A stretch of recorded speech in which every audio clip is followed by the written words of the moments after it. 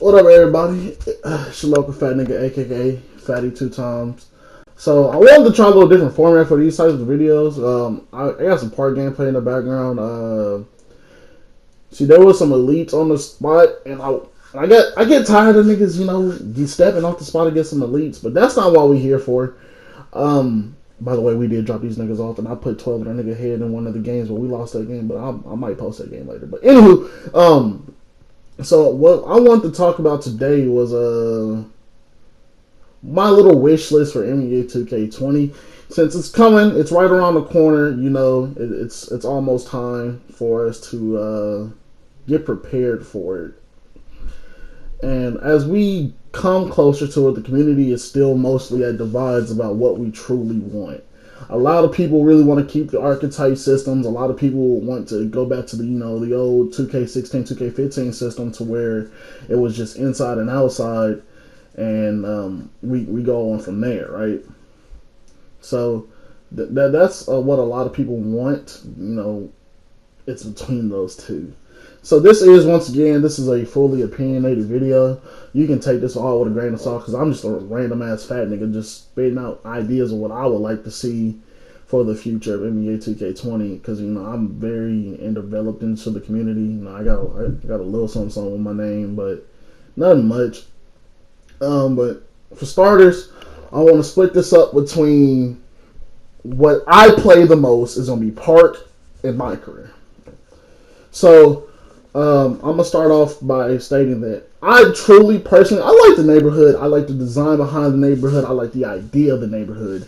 It makes it a nice feel to have a shopping center right around the court. So as soon as you get done, decking your character out in whatever drip you want them in, you can go straight to the park and hoop. Some people say, well, that's not really a good idea, and I kind of want to bring a median to both the ideas, right? So what I would like to do is I want to propose an idea that we have a mixture of both old park and new park. And what I mean by that is let's keep the playground idea situated a little bit, but let's also bring back the park affiliation systems. Now this is actually an idea I just threw in my head because I kind of like the idea a little bit, and it made sense to me.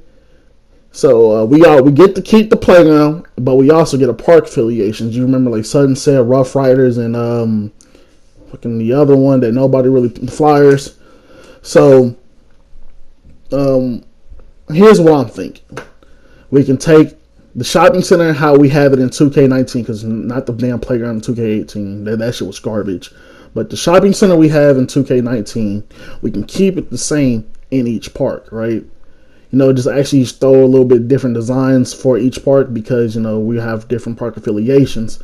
So it would make sense to make each affiliation look a little bit different, for a nice little change of scenery. So as we would have that, each park would have its own little theme surrounded around the shopping center, and not only that, surrounded around the characters, or not the characters, but the overall feel of the park, if y'all understand what I'm saying.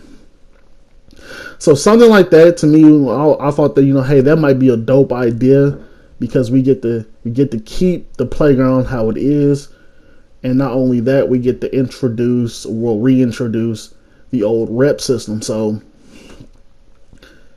we get parks, we get playgrounds, and we also get everybody's favorite rep systems back into the game.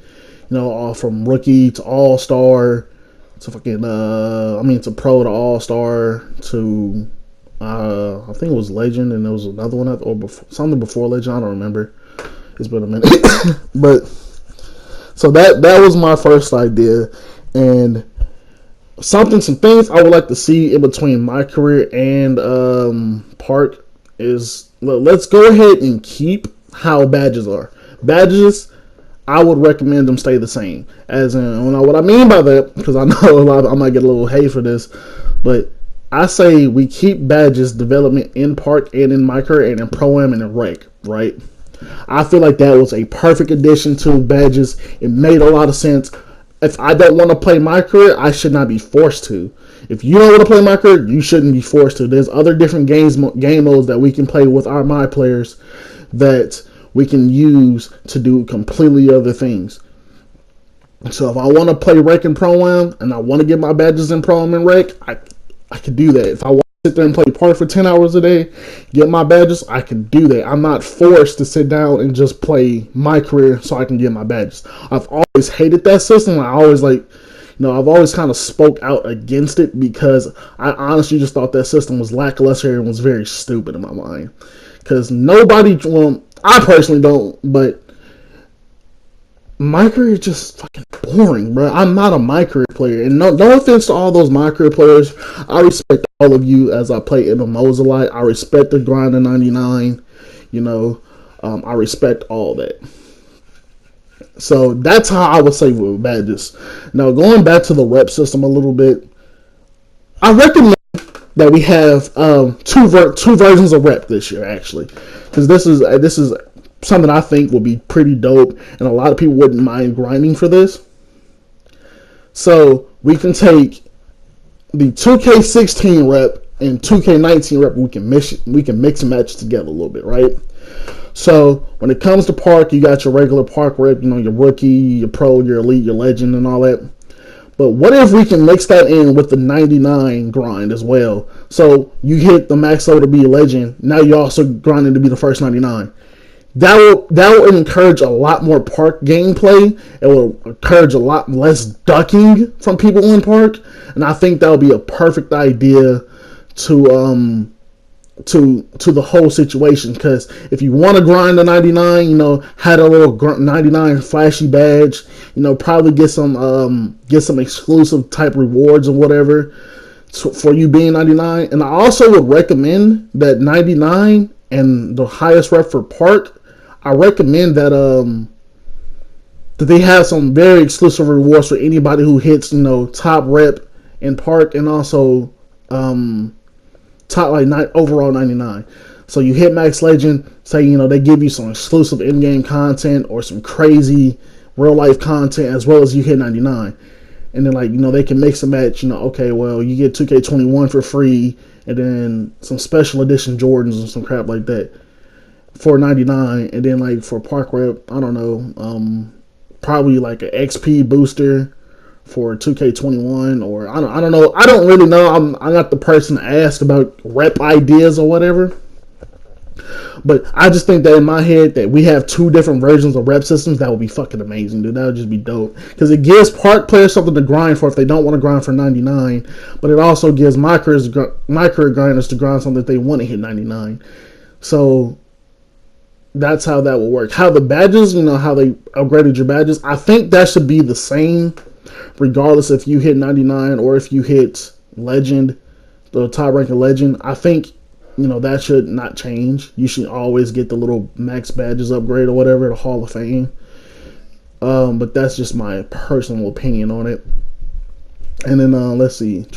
So we covered the rep. We covered the overall. Okay, some things I want to see added into the game, and some things I want to see kept in. I know that there was a lot of legal drama with the 2K18 clothing, the custom clothing designs, because there was a lot of custom clothes that looked way too like the counterparts, and people didn't really truly like that. Advertisers, companies, Nike, and all of them. They really didn't like the fact that their clothes looked pretty much being ripped off and they weren't being paid for it.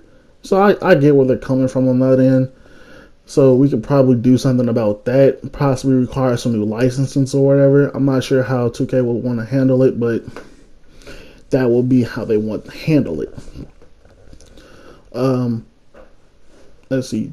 What else I got on my list? I had something else written down I wanted to talk about. Now we talked about rep, talked about part. Oh, Rec Center.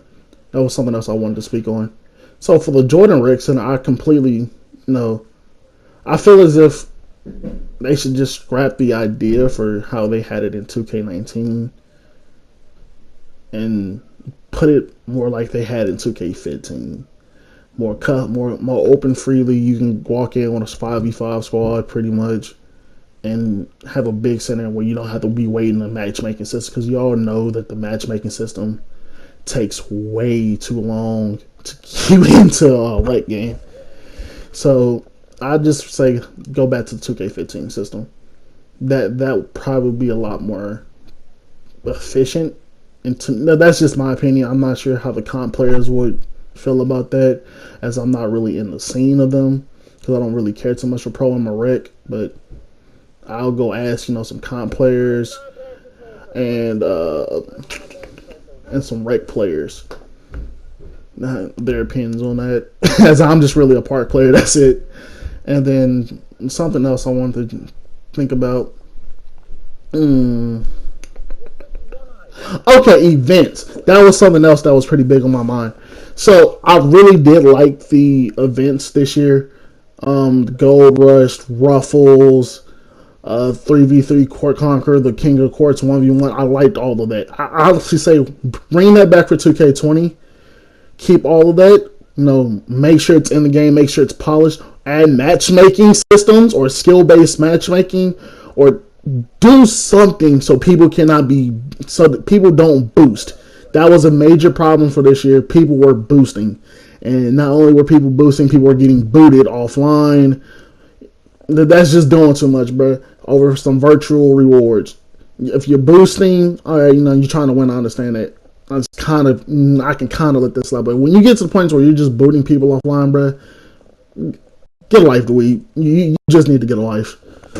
I've been a modder since 2007. I've been in so many different communities when it comes to modding and gaming that it's just filled with booters, bro, and it's just sad.